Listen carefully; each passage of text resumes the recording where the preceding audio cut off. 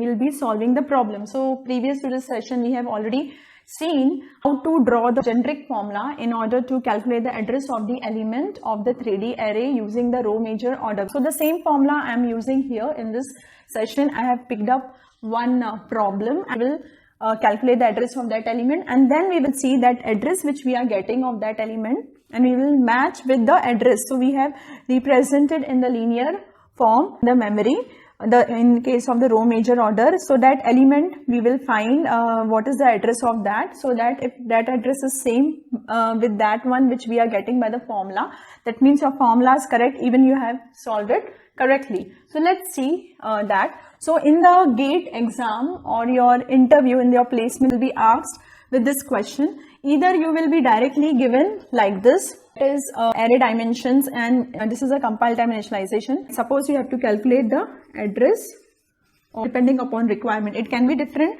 value. This is 1, 1, 1, and you are given with this array. So or instead of this, actually they would have given you like this. That is this one. You can see here this is 0, 1, 0, 2, 0, 1 actually here.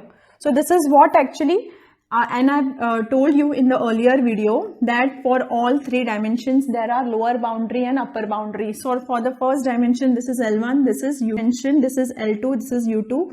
For third dimension this is L3, and this is U3. We have seen how we can calculate actually the number of elements which are present. So suppose consider this example itself and not this one. You are given with this value, that is this one, and this values which are there for your 3D array, and you are asked to find the address of A111. You can understand from this 0, 0, 0.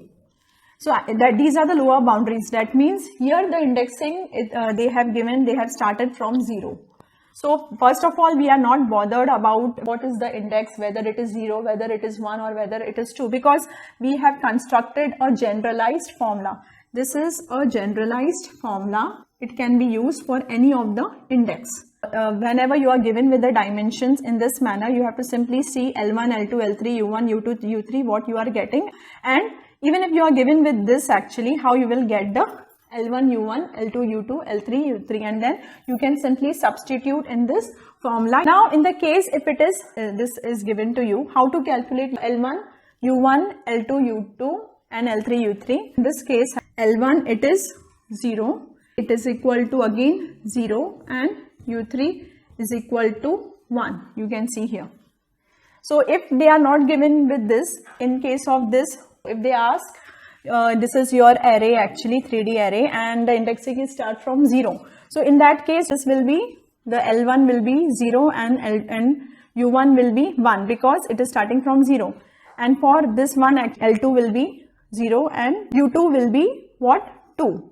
And for this, L3 will be 0 and 3 will be simply 1. They gave you this 3D array and the indexing is starting from 1. In that case, what? This will be the L1, this will be the U3. So it will be 1, this will be 2, this will be 1, this will be actually 3, and this will be 1, this will be 2. So depending upon, you can calculate accordingly. So I have shown you by two ways how to calculate the L1, U1, and you will be asked to find the address of particular element. 1, 1, 1. So here we will be considering, actually you can see here the indexing is starting from 0. So therefore, I have represented in this 3D format that I have started from 0, 1 and 0, 1. In this dimension is total 2 elements are present. So this is 1 element, this is 2 element, and each element is the 2D array, right? And therefore, this 2D array, and we are having this dimension. So that's this 2D array is having how many rows? Actually, you can see total 3 rows are there. That is this 1 row, 2 row, and 3 row. So it is starting, the indexing is starting from 0 to 2. So therefore 0, 1 and 2 for the 3 rows. Also this 2D array is having 3 rows actually, because it will be having same dimension. And this is for the column. Therefore, how many columns are there? 2 columns. So this is your 1 column and this is your 2 column. For this element also 1 column, 2 columns. So 0 and 1. So 0 and 1. I have represented in the logical manner. We are asked to find the address of A111. So since the indexing is starting from 0, which element will be A111, all 1? The first is 1. So therefore it will be, this is 1. So it will be present here. The second one is also 1. So in this actually this is a 2D array, and 2D array you are given 1 and 1. So therefore this is, you know that this 1 actually in the 2D array represent row. So therefore this row, that is 1, and this is the column actually, that is this one, and therefore what it will be, this is 0 and this is 1. So we want to find the address of this element. It is 10 and is actually A1, 1 and 1. So we are asked to calculate the address of A11, that is simply the element 10. If you see here, you can see in linear memory actually this 10 is present at this location, that is 236. Now whatever we get actually by this formula, we have to finally get this 236. So let's see how we will get this address itself of A11. So let's replace the values. So therefore your L1 is 0 actually, U1 is what? It is simply 1, L2 is 0, U2 is, L3 is 0 and U3 is 1. So you got these things. And now what is I, J and K? So you are asked to find the address of element A111. This is simply your I, J and K. So I is equal to simply 1, J is also 1 and K is also 1. So these values you have to simply substitute here, and you know the base address by simply the name we get the base address, so that you will get as whatever will be in the hexadecimal form. Here I am representing it in a simple manner, I am giving it as 200. So now let's calculate the address of this element. Will be equal to, let's substitute, what is this base address? It is 200. Okay. Now plus this bracket and this I minus L1. So what is your I? It is 1. I is 1, right? So therefore 1 minus L1 is your 0. So therefore L1 is 0, multiply by what is U2 minus L2 plus 1. So U2 is what actually? It is here 2. So therefore 2 minus L2 is what actually? It is 0. 0 plus 1. Again multiply by U3 minus L3. So U3 is what? 1 and L3 is 0. So therefore 1 minus 0 and you are adding 1 to it. Then here plus J is what? J is here 1 actually. So therefore J will be 1 minus what is your L2? L2 is 0 because indexing you are started from 0, that is 0. Multiply by U3 minus L3. What is U3? It is 1 minus L3. What is L3? It is 0. And then plus 1 here, and again you are adding actually plus this K minus L3. So therefore what is K? K is 1, it is 1. And what is L3? L3 is 0.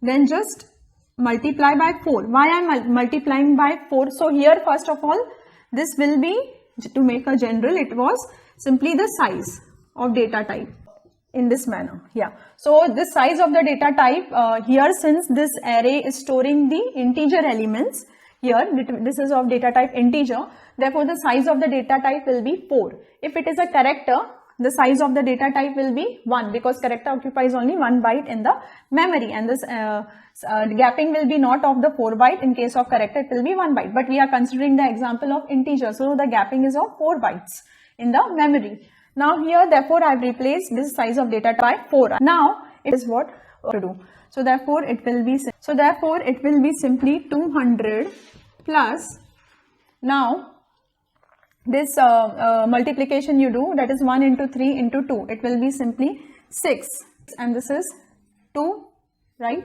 and this is plus 1, the whole you are simply multiplying it by the whole expression, you are multiplying by 4.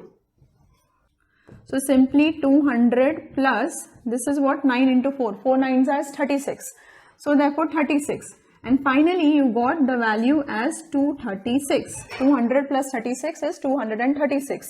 Now if you see in linear representation, as I told you, this 10th element, this value 10, that is A11, this is, if you represent in the matrix, you have seen this A11 when the indexing starts from 0. The address of it is 236, and what this is what by the formula we have got this 236. So it is very simple. First of all, you take your formula, this is a general formula, take this one, and if you are given in this manner, well and good, because you know that this is what actually, this is your L1, lower boundary of first dimension, this is U1 and this is U3. So and this, the element which whose address you have to find, that is I, J and K. So you just substitute your values, and the size of the data type is depending upon whether it is an integer array or character array. If it is integer, it takes 4 bytes. If it's a character, it takes 1 byte. And the base address is that, that one you will get simply by the name of the array, you will get the base address that you have to add, and simply you have to substitute all these values. Even if you are not given with this dimension, you are just given with the array actually, total, the size of the array, and then you are asked if your indexing, it starts from 0. Accordingly, you can get the lower boundary value, upper boundary value for all the 3 dimensions. Then if you are given the index as -1 actually, that is your lower boundary, and you are given with the size of the array, in that case, how to get the upper boundary of it? -1 plus the number of elements, that is the size of the dimension, that will give you the upper boundary of that dimension. So I hope so you understood this problem using the row major order for the 3-dimensional array. And we will be meeting in the next session.